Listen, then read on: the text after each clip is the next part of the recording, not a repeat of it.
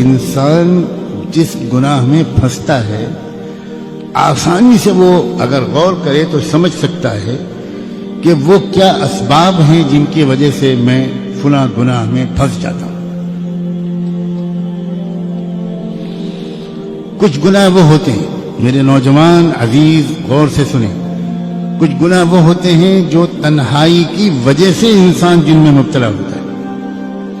وہ گناہ دوسروں کے سامنے وہ نہیں کر سکتا، وہ تنہائی ہی میں اس کے اوپر ایسا ایک جنون طاری ہوتا ہے کہ وہ ایسے گناہ کر بیٹھتا ہے جس سے اس کی صحت بھی خراب ہوتی ہے، آگے چل کر زندگی میں اس کو بہت شرمندہ ہونا پڑتا ہے، اس کی شادی شدہ زندگی کامیابی سے نہیں گزر سکتی، وہ بیچارہ اپنی بیوی کو سے آنکھ میں آنکھ ملا کے بات نہیں کر سکتا۔ ایسے گناہ انسان سے تنہائی ہی میں ہوتے ہیں اور نوجوانوں سے کثرت سے ہو رہے ہیں اس دور۔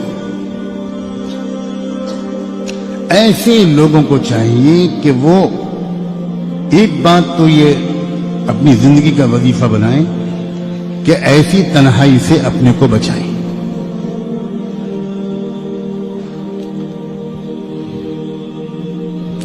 دوسرے، جس وقت ان کے دل میں اس طرح کی کسی بھی گناہ کا خیال آئے، ہمیشہ یاد رکھیں گناہ کا عمل بعد میں ہوتا ہے، گناہ کا خیال پہلے آتا ہے۔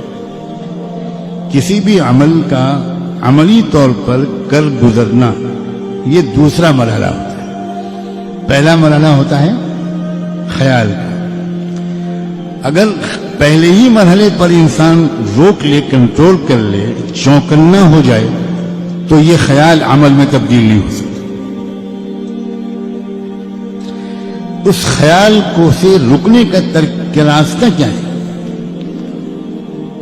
فوری طور پر اپنے ارادے کی طاقت کو استعمال کر کے دوسرا خیال دماغ میں لایا جائے، یعنی اس خیال کو بدلا جائے۔ آدمی اٹھ کے بھاگ جائے، ایک دم آدمی اٹھ کے کھڑا ہو جائے، آدمی ایک دم قرآن مجید ہاتھ میں لے لے، الماری سے کتاب ہاتھ میں لے لے، تسبیح ہاتھ میں لے لے جو سامنے ٹنگی ہے، وہ اللہ تعالیٰ کو یاد کرنے لگے، درود شریف پڑھنے لگے، استغفار پڑھنے لگے۔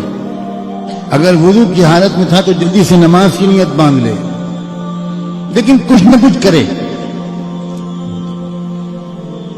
اسی خیال میں انسان ڈوبا رہے، اسی خیال میں لگا رہے، دیر تک اسی خیال کے بارے میں سوچتا رہے اور پھر یہ تمنا کرے کہ وہ عمل مجھ سے سرزد نہ ہو، یہ انسان کی فطرت کے خلاف ہے۔ خیال عمل میں اپنے کو تبدیل کروا کر رہتا ہے، اگر آپ نے اس کو تھوڑی مہلت دے دی تو وہ پھر عمل میں تبدیل کروا کر رہتا ہے۔ وہ خیال کو بدلنا چاہیے، کسی بھی ترکیب سے خیال کو بدلنا چاہیے۔ حضرت یوسف علیہ السلام کو بھی خیال آیا تھا، ایسا نہیں ہے کہ ان کو خیال نہیں آیا تھا، اور انسان ایسا ہو ہی نہیں سکتا کہ اس کو خیال نہ آئے، لیکن یوسف علیہ السلام نے فوری طور پر فوراً اپنے خیال کو منتقل کیا اللہ کی پکڑ کی طرف، اللہ کی قدرت اور رحمت کی طرف، اور معاذ اللہ کہتے ہوئے بھاگے۔ یعنی انسان اپنی حالت کو بدلے، اپنی حیت کو بدلے، لیٹا ہوا ہے تو بیٹھ جائیں، بیٹھا ہوا ہے کھڑا ہو جائیں، بھاگے، نکلے باہر، اپنی جگہ بدلے، پوزیشن بدلے، مقام بدلے۔ ظاہری حیت بدلنے سے خیال کے بدلنے میں مدد ملتی ہے۔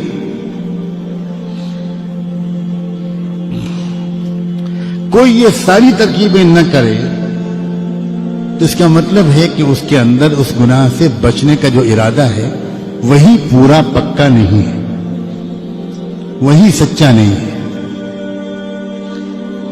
ابھی وہ اس گناہ کی نحوست کو سمجھ نہیں پایا، ابھی وہ اس گناہ کے نقصانات کو سمجھ نہیں پایا۔ عزیز نوجوانوں کو پوری دنیا میں اللہ یہ سمجھنے کی توفیق دے کہ زندگی کا سب سے قیمتی حصہ ہے جوانی. بننا ہوتا ہے جن انسانوں کو وہ جوانی ہی میں بنتے ہیں، بگڑنا ہوتا ہے جن کو وہ جوانی ہی میں بگڑتے ہیں.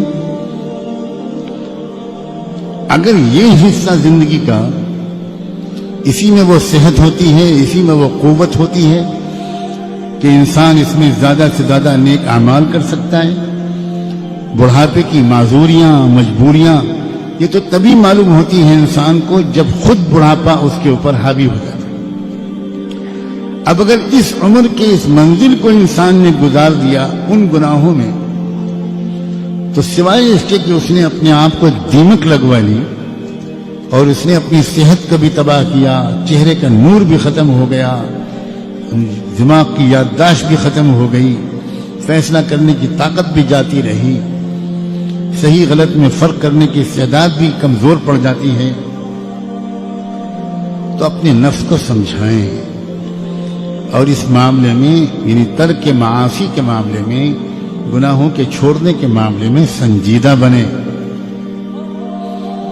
یہ جملہ حساس آدمی کے لیے بہت کافی ہے. جو انسان یہ کہتا ہے کہ مجھ سے گناہ چھوٹتے نہیں، شاید اس نے اپنے گناہوں کے چھوڑنے کا سچا ارادہ ہی نہیں کیا.